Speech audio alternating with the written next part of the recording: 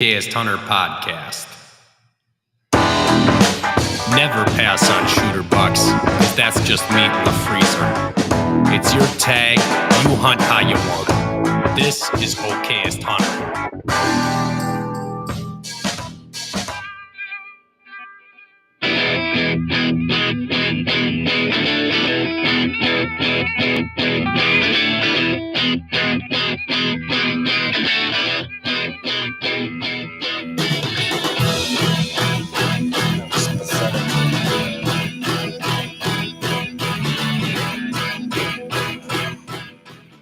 Yo, what up? Welcome to the Okayest Hunter Podcast, coming at you from Oconomowoc, Wisconsin. The Okayest Hunter Podcast studio brought to you by none other than Spartan Forge, spartanforge.ai for their website, and discount code OHP for 25% off of an annual membership with those guys. They're sponsoring the Mobile Hunter Expo in Ohio this coming weekend. So if you see those guys there, make sure you tell them we said howdy.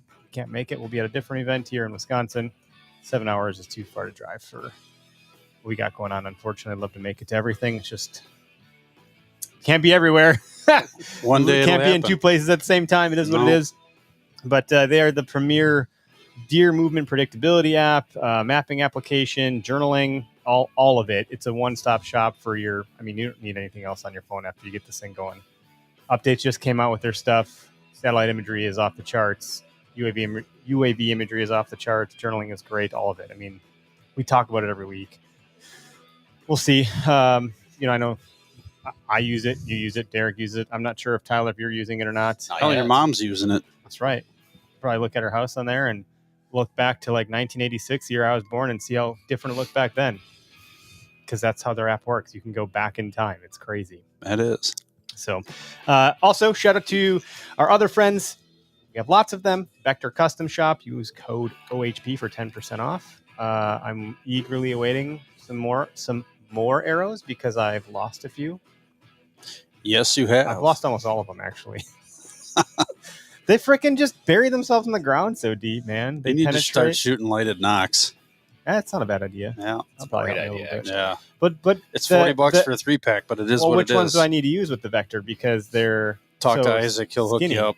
But I believe it's Nocturnals. Nocturnals fit them pretty good. There's the G. I believe the G Fit Nock is the right size that fits the back end of a Vector. But confirm with Isaac, he'll let you know. All right, well, I'll have to do that. And then Latitude Outdoors, use code OHP for 20% off on all accessories. Although I believe they're running a slight special here for 25% off the classic method saddle and then accessories as well. So jump on that or hop into it or whatever. You know what that means? There's new stuff coming. Well, right. That's exactly what that means. And we're going to get our hands on that stuff. We're going to be giving some of that stuff away at Foam Fest. We're going to be hopefully trying some stuff out too. We're talking to the board of the people that we're trying to get in to the venue for since things are changing up. I thought I'd have an update for everybody. It's just taking a little bit more time. So not on my plate at the moment. When it comes back to me, we'll share. But you had a really good tip for saddles this morning when I was talking to you on the way into work. Well, I don't know if it was a good tip, but it works. It's not really a tip. It's just like right now is the time to start going through and using your gear or maybe getting back into it and a little refresher time. Your tip was, Well, I mean, I'm out setting trail cameras and some of these are elevated sets. It's really nice to be able to lean back into a saddle, have two hands free to set a trail camera. Yep. So I really enjoy using the saddle for that. And it's not a big deal to put it on and go up. Yep. No, it's easy. That's why it's one of the good things about it. If we're drinking the Kool-Aid of the saddle hunting world. Sure. Go Wild, OHP for 10% off with those guys. We're on Go Wild. I think we're all three of us are on there as like individuals. And then we have our own page also. So we always say like, follow us, follow along, participate. You can log your time against listening to the podcast, which I think is kind of neat that you can do that. There's a lot of podcasts you can find on there, including the guests that we'll introduce in a minute. But I don't know. I try to go on there like twice a week because there's so many places to go. But what I was saying to someone recently is that I've not had any negative comments ever. On Go Wild. Everybody's very positive there. It's just it's the most positive community of hunters across the internet. I don't think there's even pockets of groups or communities where you're going to go and not have some sort of like volatility or something, ours included, unfortunately. Mm-hmm. But over there, I don't know how they cultivate that. It's a really great place to spend your time on Nothing digital. but positivity, man. It's a breath of fresh air, actually. Mm-hmm. It really is. And you're going to see stuff you like and all that jazz. So we had one guy on TikTok say, I've never hunted. I'd like to learn how, and I'm down in Texas. So I did a repost of it. And then Brad from Go Wild jumped on, did a stitch, is what it's called, or a duet or something. Mm-hmm. And there's a feature on Go Wild where you can do near me or nearby. I think it's near me on the upper right. And it'll show you in the feed that you're in, if it's hunting or, there's all these different feeds.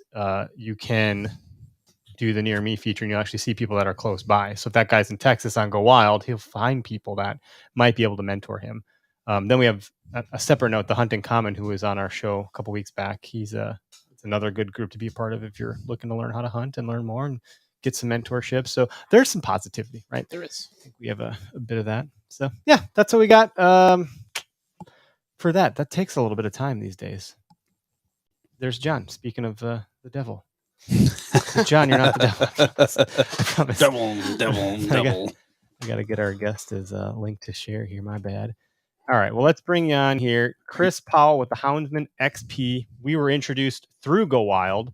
Go figure. And, thanks for joining us tonight. Chris, how you doing? Uh-oh. We got you muted. What happened?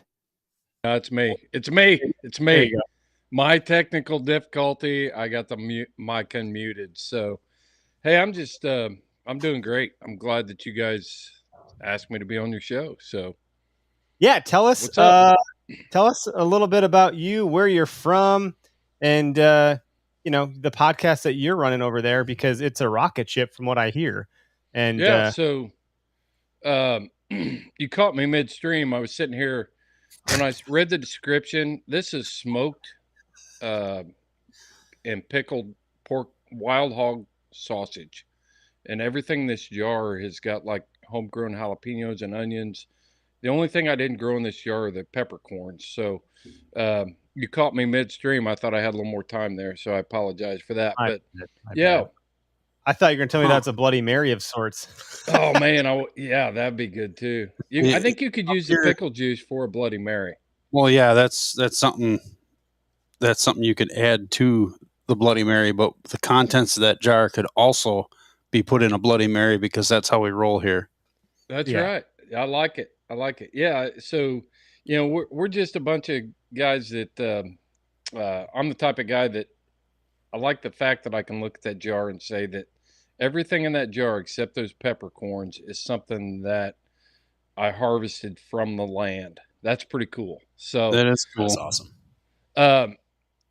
Yeah, Houndsman XP podcast. So Houndsman XP podcast is a podcast that we produce that focuses on the use of hounds in hunting. And we also try to stress the fact that, man, hound hunting is something that gets kicked in the teeth a lot. I was just going to say that. It is absolutely one of the most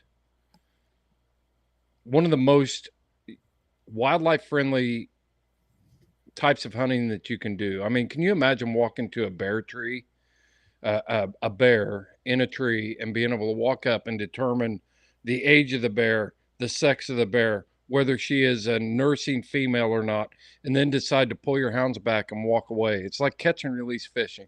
We do the same thing with mountain lions and different things like that. And that narrative gets lost in the shuffle.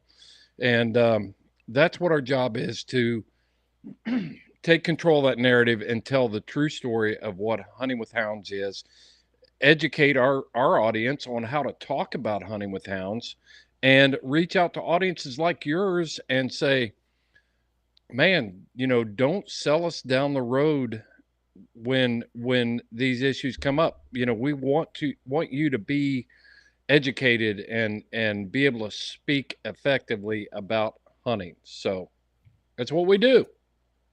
That is really well summed up. Obviously, coming from a podcast host that does a podcast about that. And by the way, how's it feel to be the guest, not the host?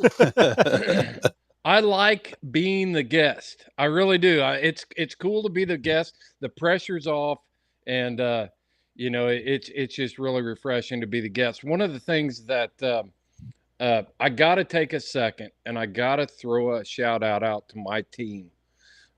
We've got a big team of very great people that help me do the things that we do at Houndsman XP. Seth Hall is, and I'm proud of this team. They were hand selected, and I want you to listen to the lineup of this team. Seth Hall is a professional wildlife biologist who is a long dog greyhound chasing jackrabbits freak. Um, so he's a wildlife biologist that does a podcast. We've got Shorty Gorham, who is working for the USDA as a capture specialist participating in wildlife studies. We got Heath Hyatt, that is a professional master trainer in the state of Virginia that trains police dogs and working dogs. And we've got Lauren Varani, who is she's on the Wisconsin Conservation Council. And then I am personally a retired conservation officer and wildlife professional of 28 years. So I'm very proud of the team that we've got. And I want to give them a shout out on this podcast, if you don't mind. No, please. Not That's at all. awesome. That's a great shout out. And what a freaking dream team. I know. I mean, we talk Yeah. about conservation over here a lot, but you guys are practicing conservationists, like quite literally to profession. That's a whole other level. We'll probably have to talk to you guys a bunch more about some of that stuff. And poor Eric has just me and Greg here. No offense, Greg. No, none taken. I mean, I'm not much of a conversationalist. If you haven't listened lately, you'll know. We have the okayest crew over here rounding out the team, and Hey, just hold down this chair and drink a beer. What are you drinking? What is that? That's a tall one. Yeah, that's a High Life. he's got the tall. Okay. The champagne of beers. You know, we're 2 in beers in one. Wisconsin. I can't be drinking that Busch Light shit. My, Piss people off, have you guys Greg. ever heard of the Have you ever heard of the Wisconsin Bear Hunters Association? Yep, I've heard of them. Yeah. So the convention there, I think there's probably like 2 semi trucks of Busch Light that go out at that convention alone. But the president of that organization, he is a Miller High Life guy. You know, everybody else is sitting around drinking Busch Light, and Carl Chotel is sitting over there. Oh yeah, he's enjoying the High Life, baby. Mm-hmm. That's awesome. Get on board. You won't regret it. You talked about Chris, the narrative around hound hunting, and even already what you shared is something I've never heard or realized or knew, and the way that you put it very eloquently about, like, it's kind of like catch and release is really interesting. Can you talk about, like, I don't know if you told us where you're from, but in addition to that, like, your experience around hounds and the nature of hounds and their capabilities, and kind of, Sure. What you guys talk about on the show with that stuff. Yeah, I'd love to. So I am in Southeast Indiana. I grew up in Indiana. I started hunting all sorts of things when I was a kid. I've deer hunted. You know, I've got 3 Pope and Young whitetails on the wall in the house, so I'm familiar with archery hunting. I've trapped, but the thing that has always tripped my trigger is including that outside factor, dog training, including that hound into the mix of being able to catch game effectively and efficiently and in an ethical manner. Obviously, with my past profession as a conservation officer, then ethics and morality of hunting is very important to me. And as I have grown up in hound hunting, I'm going on 40 years of that. Maybe I am. I hit 40 years this year of hound hunting. I became a wildlife professional, and I saw how misrepresented hound hunting was. So during my professional career, I involved our officers in training programs to let them know what this was really about and what we were really doing. And then we formulated the Hoosier Tree Dog Alliance in the state of Indiana, here where I'm from. And we built that organization and then that organization became involved in training young conservation officer recruits to make them familiar with what we were doing and how we operated out there at night, so that you could kind of take the boogeyman mystique away from it. And when as this whole thing progressed, and how I got to this point is I retired in 2018, and basically was sitting around and thinking, what am I going to do if I'm not done working? I still want to be involved in the outdoor industry and hunting. And I was listening to other podcasts, and I would listen to people try to talk about hunting with hounds, and try to talk about you know different adventures that they went on, but they were I felt like they were missing the mark and they weren't telling the whole story. So in 2019, we launched the Houndsman XP podcast, and that was laser focused on what we do and telling the story in a way that was accurate. And also, the other factor that I saw was the narrative of what hound hunting really is was being hijacked by the anti-hunting crowd. And so I wanted to create a podcast that was designed to tell our story in an accurate way, and also be able to talk to people, train our people in how to talk about hunting with hounds, help them develop their own narrative so that they can become involved in state organizations, go to a natural resources commission meeting and testify on behalf of their freedoms and their rights to hunt with hounds. And through that process, that's where we're at. So that was the whole mission. You got all the time in the world to not necessarily, but as a retiree, like you have the floor, so to speak, to give this the attention it needs. What do you think the narrative of the anti-hunter is? And then how would you contrast that to someone that, like, we're hunters and we didn't even know that narrative existed. So clearly you have your work cut out for you, because I didn't ever understand it. Now, I also knew enough to know that, like, hunters are ethical, responsible human beings, by and large, law-abiding citizens. And there's obviously a purpose for hounds. I just didn't fully grasp what that was. So what are other people saying about it that you are kind of helping steer in the right direction? I just had a conversation with an individual a couple days ago, and he was talking about the use of hounds being unfair, about the use of GPS tracking collars giving the hunter an unfair advantage. Even within the hunting community, there's a huge disconnect between what we do with hounds and what you guys do, what a deer hunter does from a tree stand. Well, the common thread is we're hunters, and we want to be represented properly. So in this conversation, I laid out the fact that, let's just talk about GPS collars for instance. He said, well, I think that's an unfair advantage. Most people don't understand why we use GPS tracking equipment from Garmin's a big company that supplies a lot of that equipment. Well, he was under the impression that we were using the GPS collars for an unfair advantage. Well, let me tell you something. The only reason I have a GPS collar on there to keep track of my hound, and I use that GPS collar because it's in the best interest of the hound to use it. I started hunting before we had any tracking equipment, where I was just out there on foot trying to keep up with hounds, listening to hounds. And of course, times have changed, roads aren't as busy, but that GPS tracking collar at this point helps me partner with my hound in a way that is beneficial for his well-being. He doesn't care. A bear doesn't care, a raccoon doesn't care, a bobcat doesn't care if it's running towards a road, and the dog doesn't care.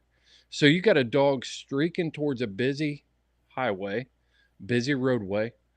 I can see that, and I can move around, and I can cut that hound off and I can protect him from being in that hazard. If a hound is running towards running game towards property that I don't have permission to be on, I know that I can come around, I can cut that hound off and keep him and myself out of trouble. And then the other part of GPS tracking, he said that I want to make sure and explain that it is not an unfair advantage. When I'm elk hunting in the Rocky Mountains, I can look to the top of the next ridge and decide whether or not do I really want to walk up there? Do I really want to gut myself today? There's logic there. Yeah. So, but when I'm hound hunting and that GPS signal is sending me to the top there because my hound is there, that choice has been made for me. So this theory that somehow hunting with hounds is an unfair advantage or GPS tracking collars is an unfair advantage is a false narrative. It just doesn't exist. I have to, if my hound goes there and he's got a lion caught there, he's got a bear caught there, he's got a raccoon caught there, I'm going and I don't have a choice. I've got to go. One of the other things about hound hunting that is often misconstrued or misunderstood is, I commonly see comments on social media that say, hound hunting is an unfair advantage. Just the use of hounds, leave GPS collars out of it. If you break that down and you think about it, the oldest documentation of hunting is paleoglyphs in caves and different ancient art from the Egyptians to the Persians to, some of this old type stuff. Hunting with hounds is the oldest documented form of hunting there is.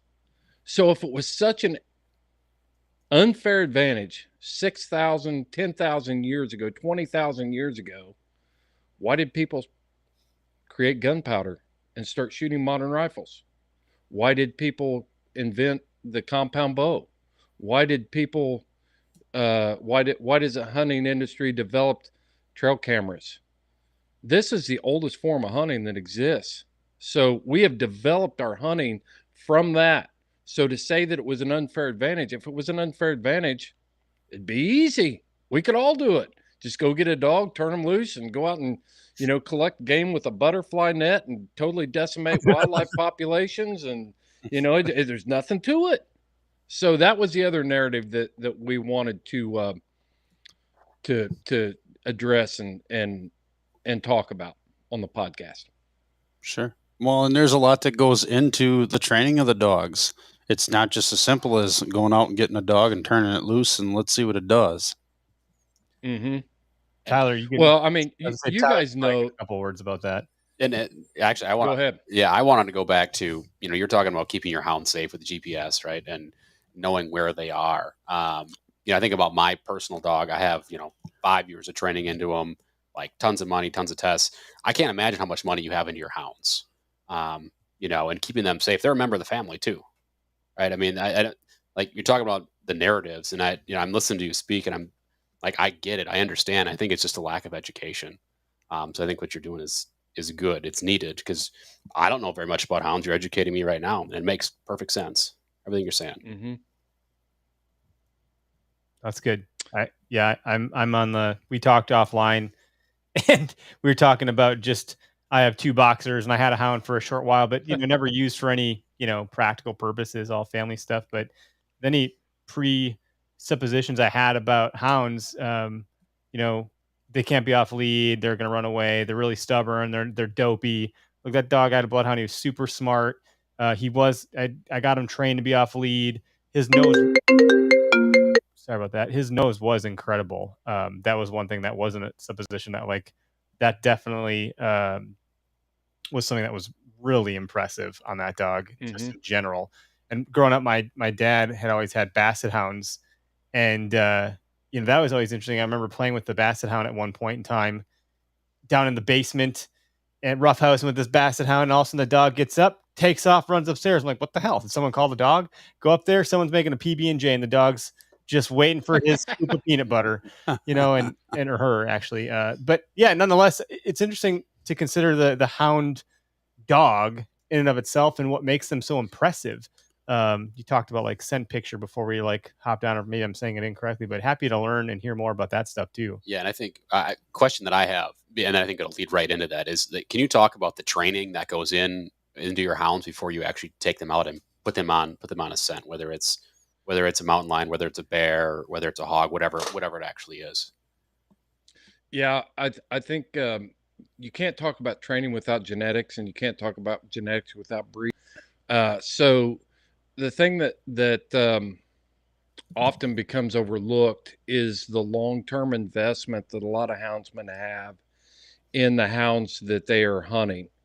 And people will see pictures on social media, and this is one of the things that Brad Luttrell always talks about with Go Wild, is we see the successes of hunting, but we often fail to tell the story leading up to that success.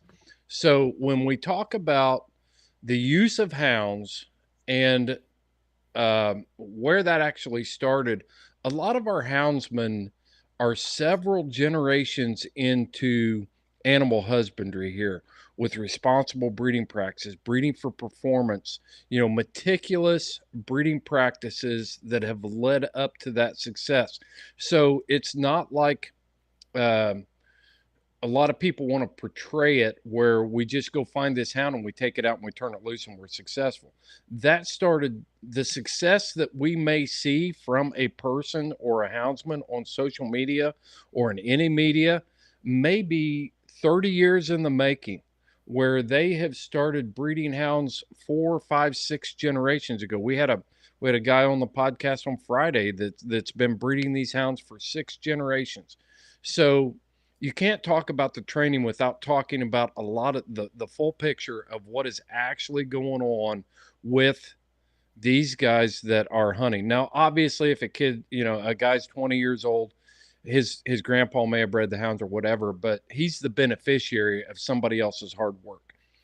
Then from that point, if you have got a hound that is genetically selected to perform and be successful, then a lot of times the training just comes into preventing them and deterring them from doing the things that you don't want them to do, and rewarding for things that you do want them to do. So a lot of the old saying in the hound community is 90% of training happens in the breeding pen. If you've got a good prodigy and a good pup that has been selected for genetic superiority to do their job, then it makes training a lot easier. And I'll tell you this, like there's a whole world of terrier people out there too that we talk with, and there's a lot to this genetic makeup of these hounds, but training is something that, and this is one thing that I do stress, and I'm not trying to be an elitist here, but I think it deserves some discussion and some credit. I've deer hunted for years. I've shot flintlock rifles. I've shot centerfire rifles. I shoot traditional archery.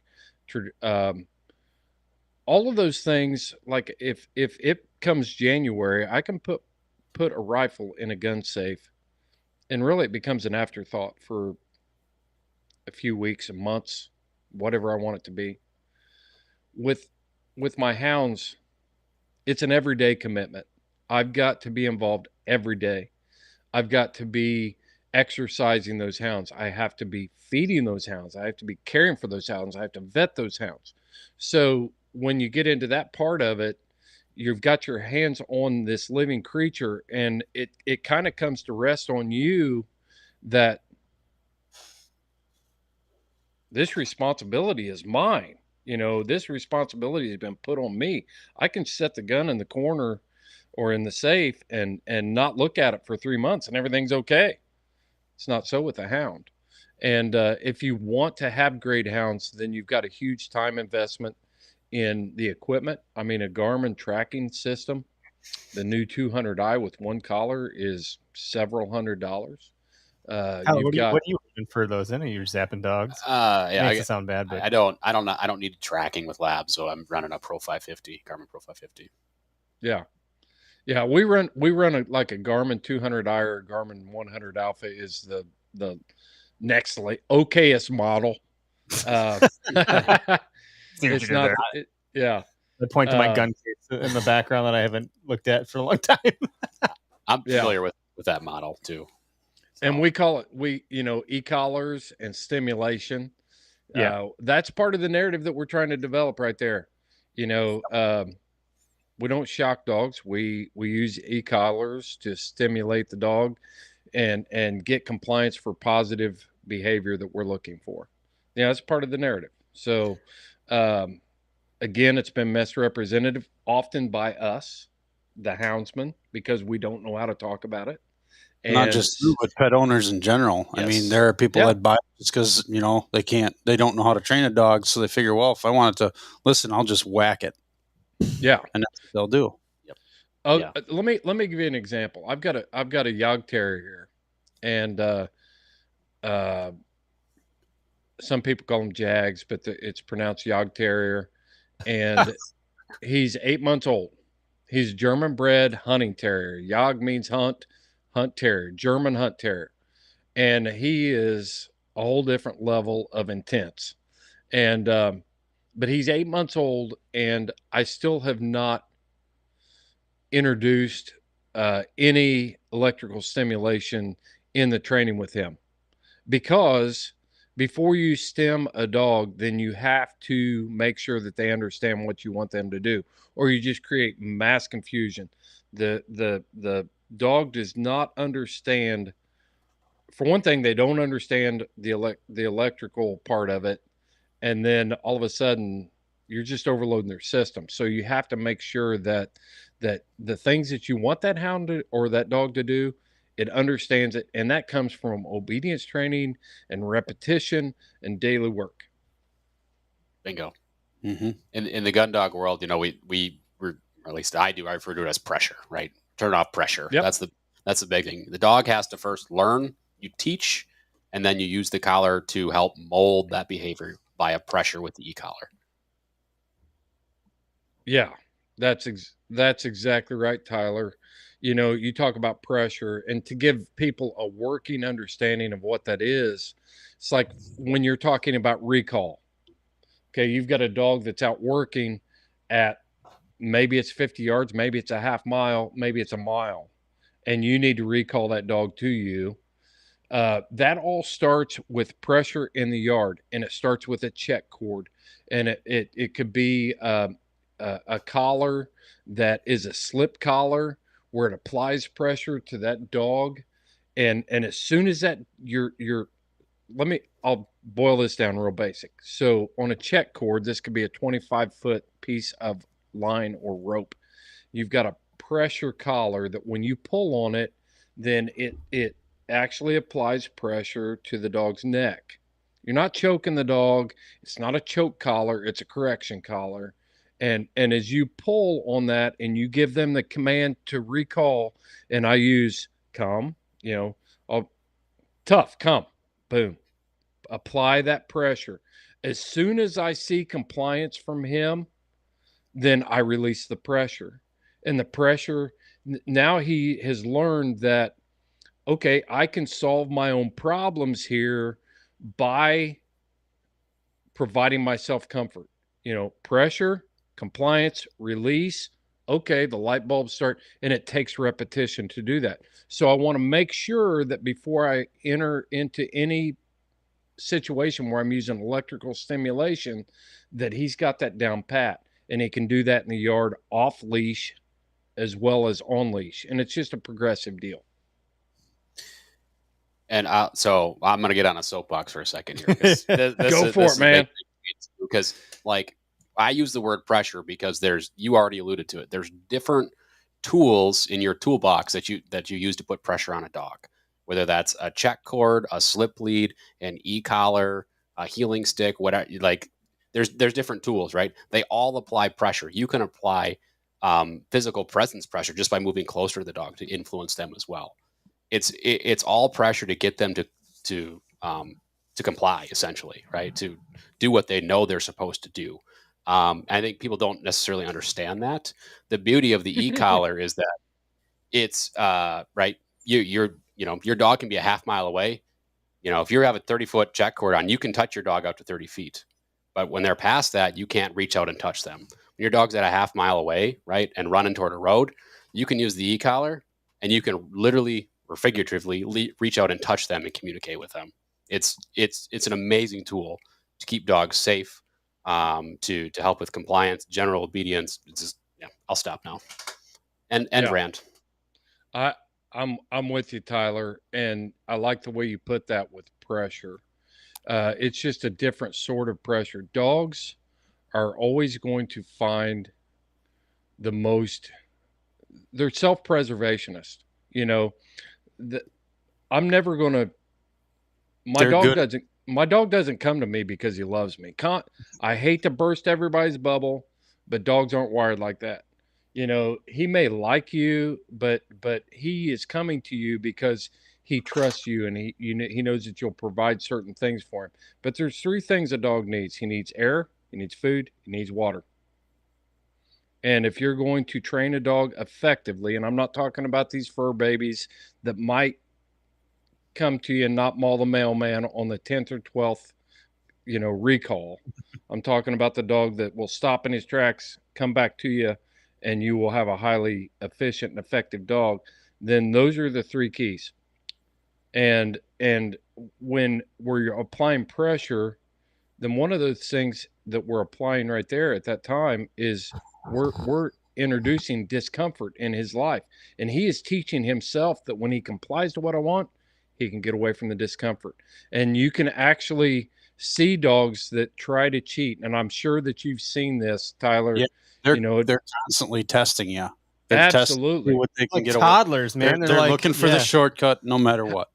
How many times have you thrown that long retrieve in the water, and instead of the dog turning around and bringing it back to you, it's close to the other shore, so they go back to the other shore and then they run the bank back to you? Mm-hmm. It's one of the things that people don't necessarily understand how to teach, and it's like a constant thing though too with certain dogs. Yeah, you got to keep revisiting it. Lazy shit. Get over here and come back. I've been lucky I didn't have a dog like that. That's funny. Well, I'll kind of steer the ship here a little bit. I wanted to try to tie this back into whitetail hunting to some degree. I know there's shed hunting. I think that season's obviously come and gone. But what's upcoming is bow season, and with bow season, just due to the nature of bow hunting, deer duck shots, they turn, they pivot. There's plan B scenarios going on. Doesn't always go according to plan. You're not going to drop in its tracks like you might with a rifle, and so tracking becomes a pretty, commonplace thing. And there's a lot of guys that have hounds that are doing tracking. There's some well-known guys here in Wisconsin that have made their rounds that, the dog got an Instagram following most, political candidates because they retrieve so many damn deer. And it's really cool to see. I'm always curious to know how those dogs do that. How do they know how to track the deer? Is that deer have a unique scent? Is it the blood that they're tracking? What are they tracking to be able to track a deer through such different types of terrain, vegetation, even water in some cases, and so forth? Really curious to hear the inner workings of, I think it's called the olfactory. Is that the technical correct term? Mm-hmm. Yeah. So if you don't mind switching gears a little bit, going down that path, I don't know. I'm just dying to learn more, actually. Yeah. So scenting is scenting. When a dog uses its nose to find an odor or a scent, it's the same whether it's, we talked about boxers. We talked about basset hounds, whether they're looking for their feed dish or, cleaning up after you've been cooking in the kitchen at home, or if they're trying to find odor out there for tracking a wounded deer, tracking a bear, things like that. So scent and scenting and dogs using their olfactory senses is all broken down to the smallest molecules. And scent is nothing more than the molecules that you're, and I'm going to talk people here so that we understand this, because That's good. I was a police canine handler for a number of years. We did a lot of man tracking, a lot of lost people, lost type stuff. So I'm gonna break it down like that for you, because the nose works whether you're tracking a person or you're tracking a wounded deer. Sounds like For one thing, that app works if you're tracking terrorists or deer. exactly. It really is. And that's what we do on our Wednesday show is we talk to these experts and we bring them over and show people and teach people how to do that, because it doesn't matter whether you're looking for a mountain lion or you're looking for a terrace. Good example. So scent is an individual thing to you. It's as unique as your DNA. And basically what scent is it's cells that your body naturally sheds in a given period of time. And it comes from exhaling. It comes from your shirt rubbing up against your arm. If you take your hat off, if you can imagine, and your audience will absolutely understand this, because I use it as an example often, like the wind detector bottle. When you pull that out of your pocket and you squeeze it, and that powder inside that wind detector goes up, it surrounds you.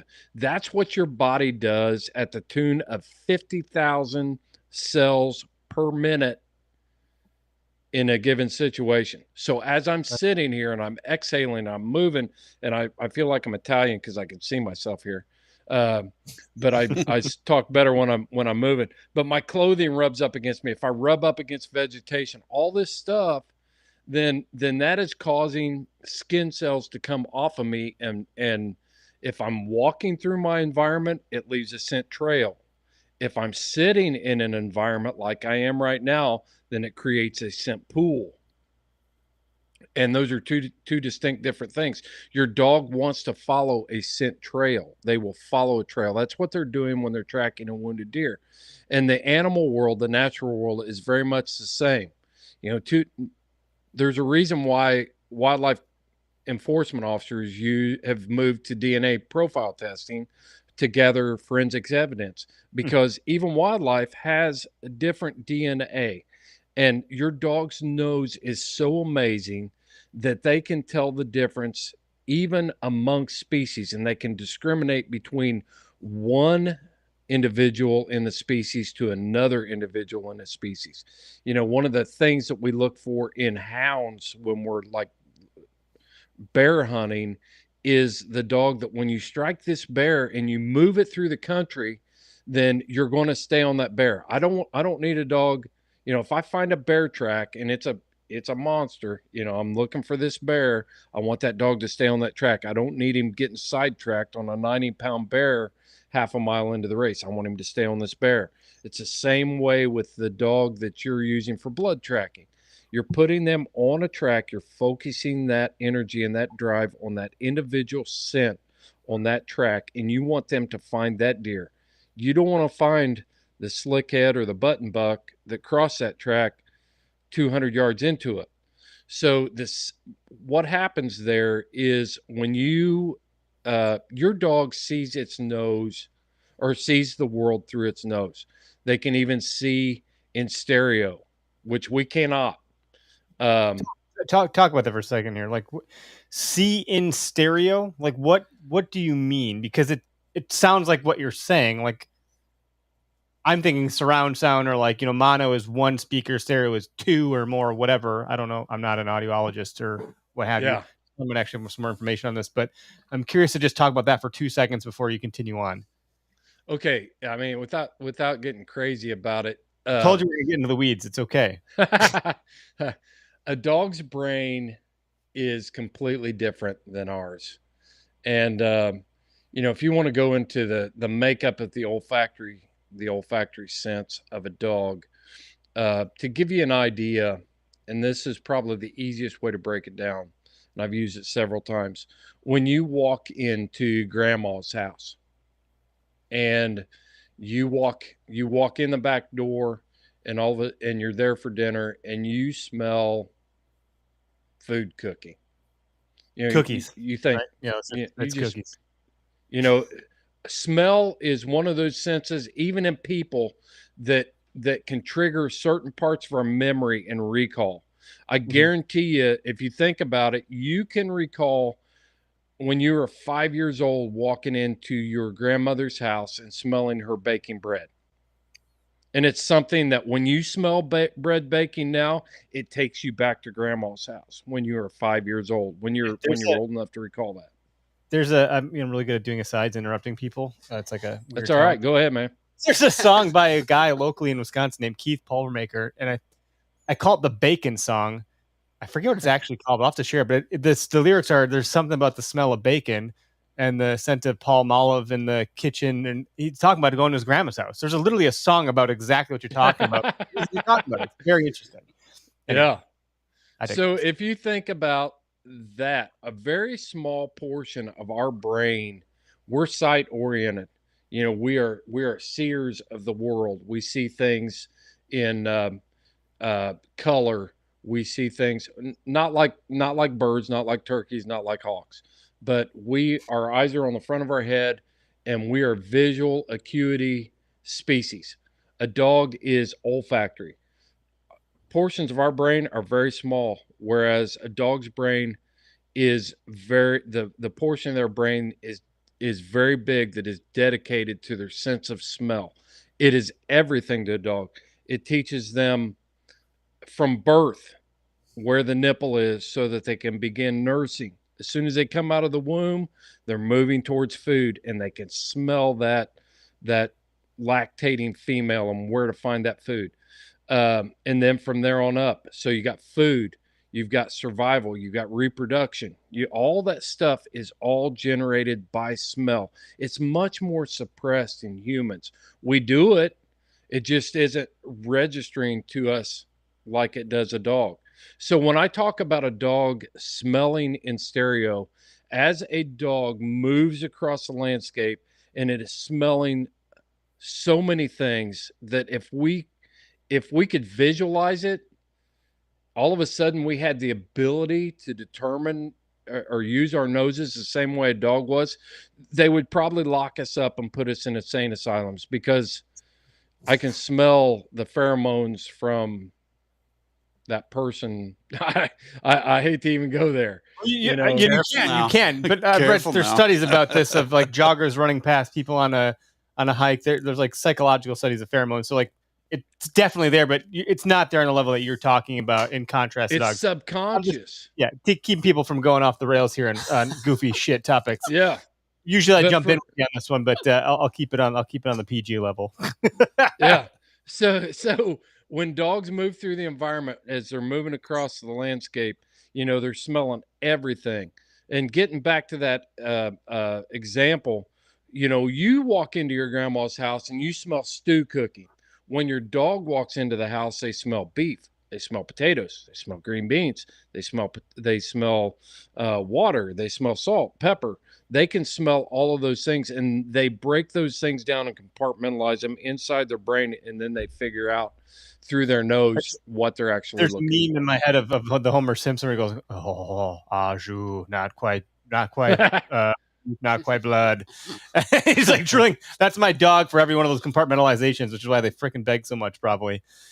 That's great. Yeah. They compartmentalize things in their brain. And then when you look at the dog's olfactory sense, a dog can actually taste scent. They can taste it. Well, you got to understand too, when they're smelling, they're doing it with their mouth open, so it hits their palate even more, and their tongue is pretty big, so that's all part of their sensory. A dog has a very developed organ in the roof of its mouth called the Jacobson's organ, and there's actually vents that come down from the olfactory, the nasal cavity. I'm trying to use terms here. The nasal cavity. Inside that nasal cavity, man, I can freaking geek out about this crap. You really geeked out so much that I'm like, wait, what's the term you just said again? What did you call that?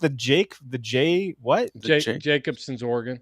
Jacobson's organ on the roof of their mouth. All right. If we're French going to toast. geek out, if you guys are going to give me the green light to geek out, I'll geek out. Yeah, we're good. All right. So let's just start at the front of a dog's face. I want to tell you guys how in depth and how well developed a dog's ability to smell is. And I want to start at the front of their face. When you look at your dog's face, you're looking at a nose that, and I'm not going to get into the technical terms, but their nostrils are shaped different than ours. You know, ours are rounds and have a closure. A dog's nostrils come down to the bottom of its nose and then have slits that go back. Okay. That's not where we start. We've got to start at the lips. You know, that big crease between right in the center of their face. Yep. That crease right there is part of the olfactory system that they have been bred and used. And so as a dog moves across the landscape, they are bringing in scent, this microscopic stuff that has been left on the landscape by other critters out there, and it captures right there in that crease in their. Okay, so a dog's nose, the corners of your dog's nose, if you look at they will have moisture in the corner of their nose right there, because as a dog takes in scent, then that moisture helps rehydrate the cell that was left behind. Okay, as it goes into the nasal cavity, then there are ridges in there called turbinates, turbinates. And what happens is the dog takes in the scent, it circulates across the turbinates, and what those turbinates are ridges of flesh. Okay, and inside those ridges of flesh, there are scent receptors, cells that are dedicated to understanding and determining what that scent is. Now, the cool thing is, this will blow your mind, a dog can inhale, process scent, and exhale all at the same time. They can do both things at the same time. So there, as a dog sniffs, you know, that short sniff, we're taking air into our lungs, or we're trying to process it like that. A dog is capable of bringing that scent into their nose, processing it, and continue normal breathing. Jesus. I'm like completely blown away. I'm doing some screen sharing here. It's awesome. I'm glad you are. Illuminate this a little bit to kind of follow along with what you're saying. And like, I didn't know how to spell turbinates. So like, you're saying shit that like isn't even in the pictures. I'm like, oh my God, he's already progressed to the next thing. Because the other thing you had said was that other term that I can't even figure out. But I mean, it's very fascinating. And this doesn't even get into like whitetail world in terms of like what a deer can smell. Because if I remember correctly, is a whitetail smelling better than a deer, or is a bloodhound is like the exemplar of olfactory smelling better than a deer? I don't remember the contrast there, but I'll tell you the difference. I'll tell you the difference between deer and dogs. Okay. And we saw this. Like when I was running a tracking dog, we would have people show up. Remember when scent lock was the big deal? Yep. You know, I mean, it still is a big deal, but carbon and all that jazz. Yeah. Yeah. You know, you buy this suit and you activate it and it eliminates your odor. And I've seen it, and they did all this documentation where deer were moving through and weren't detecting. Well, when a deer moves across the landscape, they're thinking about three things. They're thinking about predators, they're thinking about sex, and they're thinking about food. Boom. Three things. So a deer isn't as, when I put my dog out there to track you or the species that I'm looking for, they've got one thing in mind, and that is finding their prey. So when I was a canine handler, people would be skeptical, and they'd be like, I'll bring my scent lock suit and I'll trick that dog. And it's like, okay, bring that scent lock suit and we'll see what happens. Didn't happen. The dog would find them sitting in their tree stand, you know, up there creating this huge scent pool. It was nonstop. I mean, it never failed because the dog is laser focused because of the training that we put into the dogs. They're laser focused on that one thing. They're not worried about food. They're not worried about sex. They're worried about, boom, finding what I want. Interesting. That's a good way to put it too. It makes me think more about like, you know, the drug dogs and how they're able to find drugs and all that jazz too. You talk about like laser focus and with the the technology that they have in their nose, so to speak. God's given gift to those animals. It's like very impressive. Mm-hmm. So if a deer is if a dog is tracking a deer, it's following that scent, that fingerprint or that DNA that you talked about. It's why it's able to hone in on that deer with that laser focus, and it's always just so impressive. You see them at work, and you just can't help but be in awe that they're able to do these things. People love watching dogs work. It's amazing. Absolutely. I mean, that's the whole reason I got into duck hunting way back when, because I had a dog and he had just happened to have some talent. He showed it, and well, let's see what he can do. And it was great. It was just fun watching the dog. It's cool. I know we do like the, whatever, we'll do dumb shit around the house where, if the dogs are bored and it's crappy outside, they don't want to be out there because it's, winter and it's, negative freaking 30 degrees in Wisconsin, or it's too hot because they're boxers, or it's raining and they're being little babies but being outside. We'll do scent game. We'll hide treats on them. And it doesn't take long for them to figure out where the hell they're at. They know what's going on. Now, that being said, too, they also have memorized our hiding spots. So we got to mix it up every now and again. Dogs are smarter than we give them credit for. So. For sure.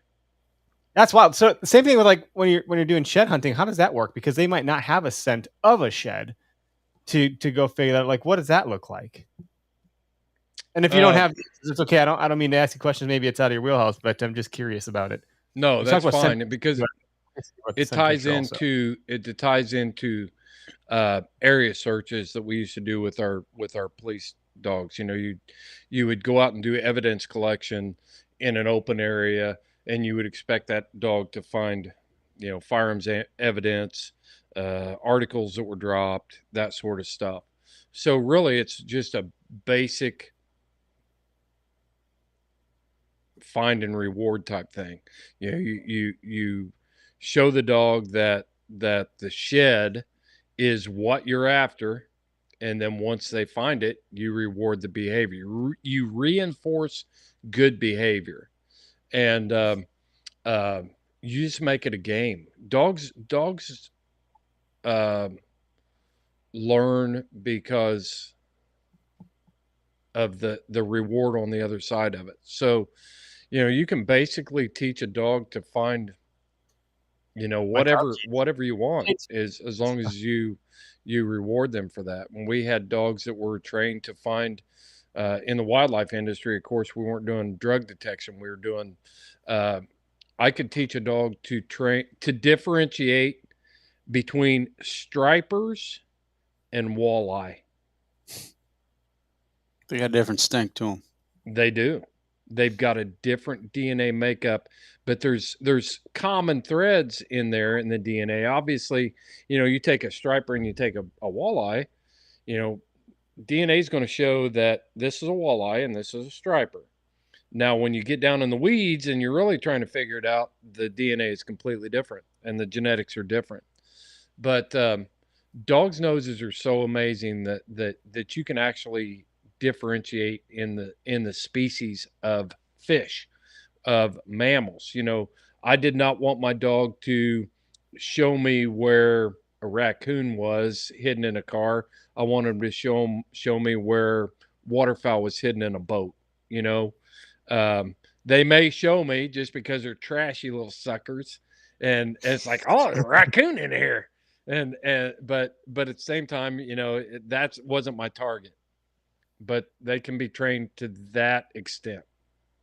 Okay, that's interesting. I didn't consider, like, you watch like Northwood's Law, right, or whatever, where they're ward and it's interesting that instead of finding contraband, you're finding species, and the dogs are capable of doing that.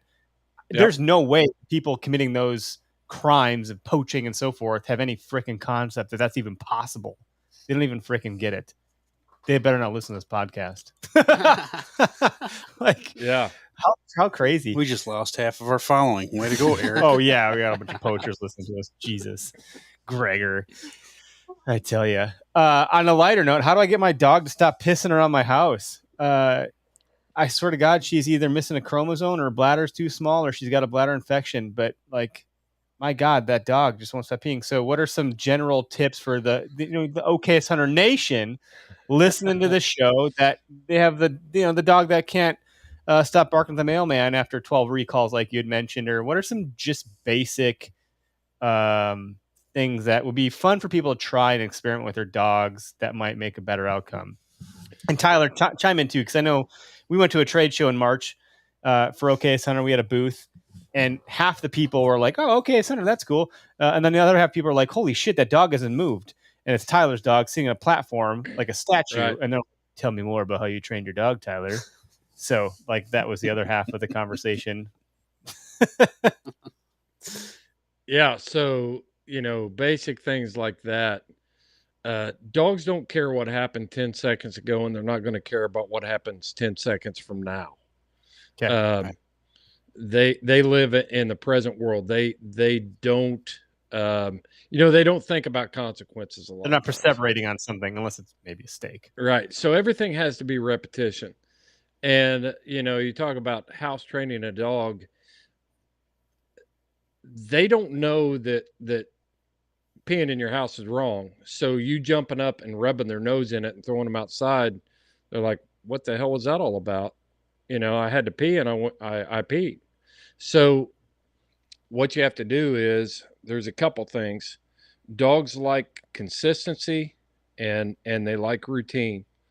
So you've got to be a little bit on your game. If you're going to be a dog owner and you don't want them pissing in your house, then be engaged.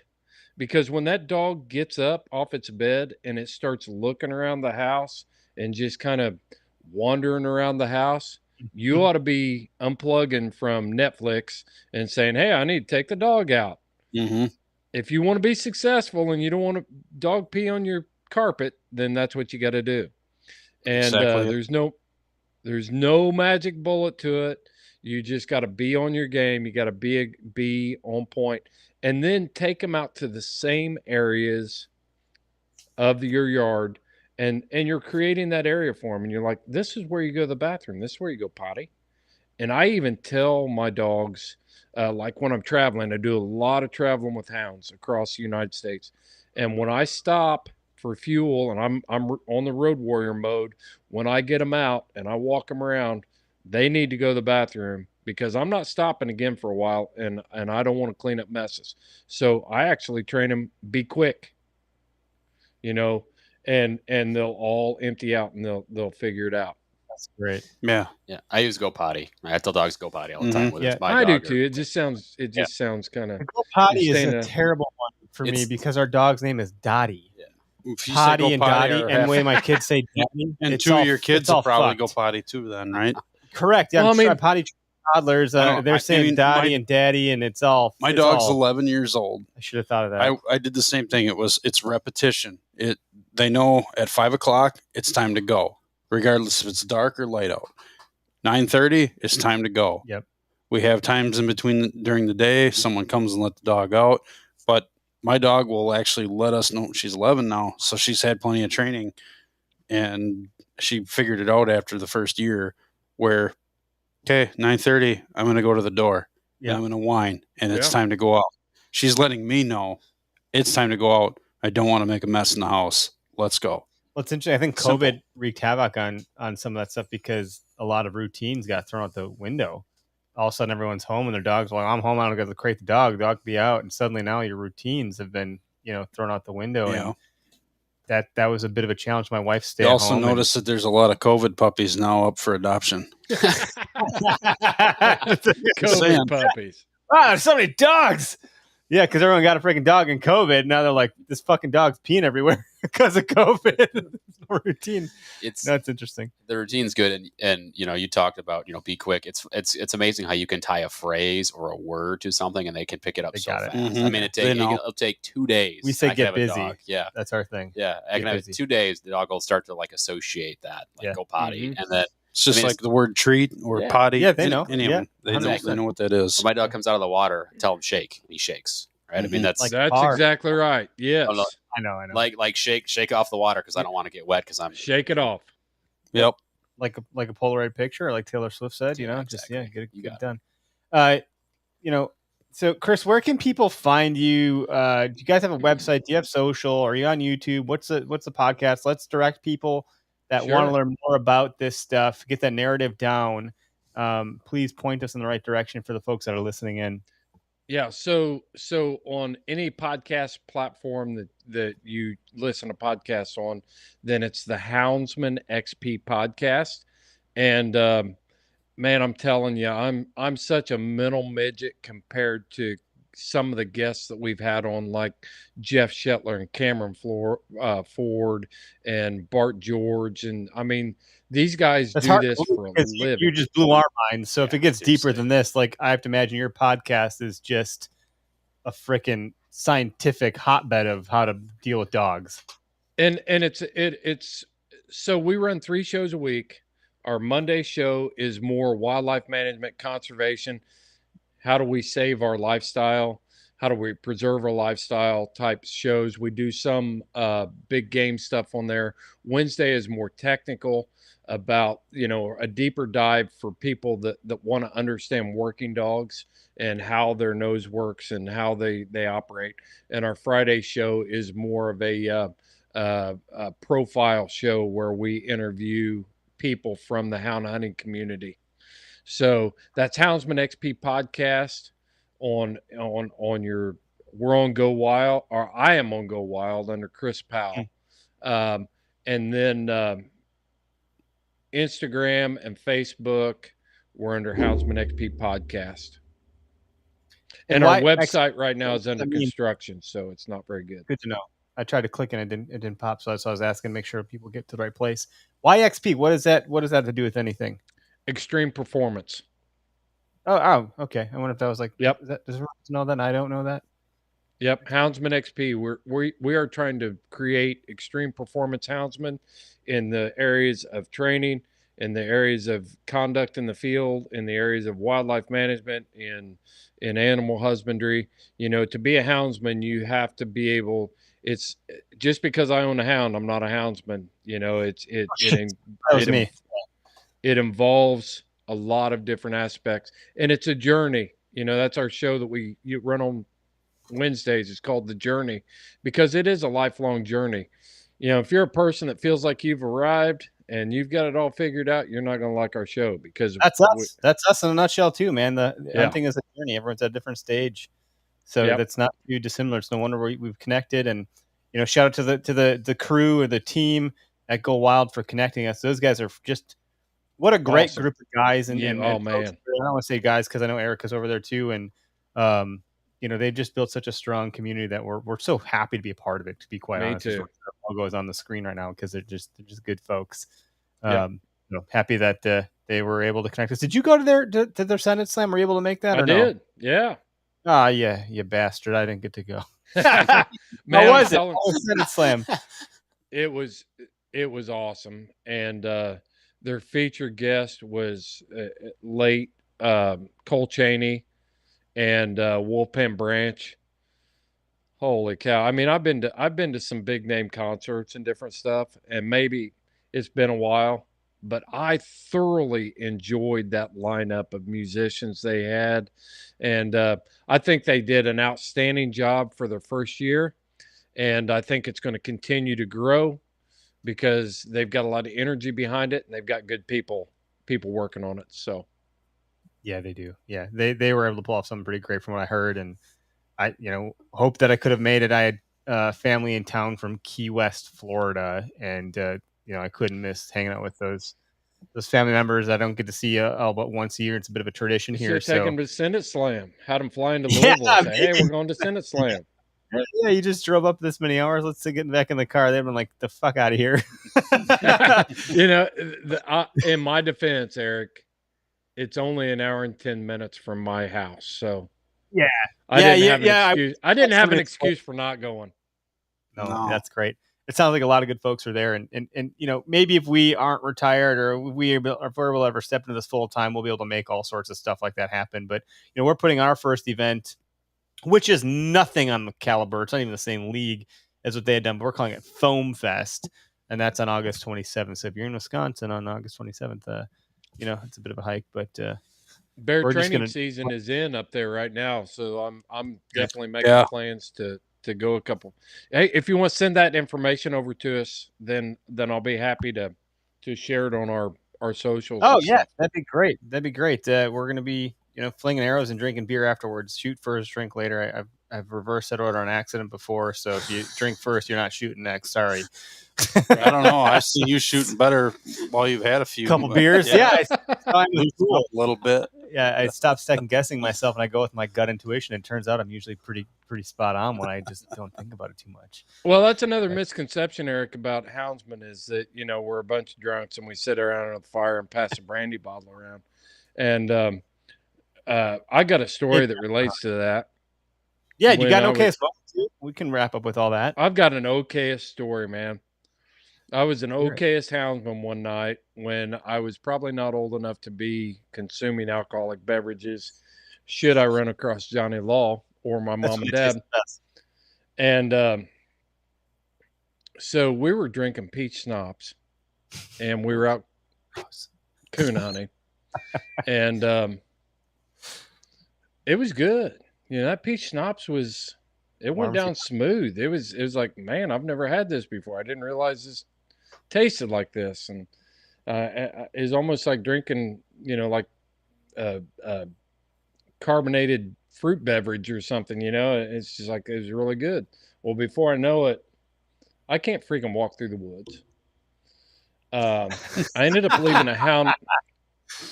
I fell asleep. I can't walk. Oh my gosh! I fell asleep in the woods on a hillside, leaning up against a beech tree with my feet pointed downhill. So it was a comfortable spot. But when I woke up, I just walked out of the woods. I had lost dog leashes. I left my hound in the woods that night. I got back to my truck and no, I wasn't even old enough to drive. My buddies took me home. They just left me against a beech tree, and I made it back to the truck, and they took me home. And the next day, up and it didn't go well. Whatever. They probably were like, "Screw him! I'm going coon. We're here to coon hunt." You might have had symbols drawn on your face with Sharpie marker. A couple shaved eyebrows, something weird. I'm glad it wasn't traced.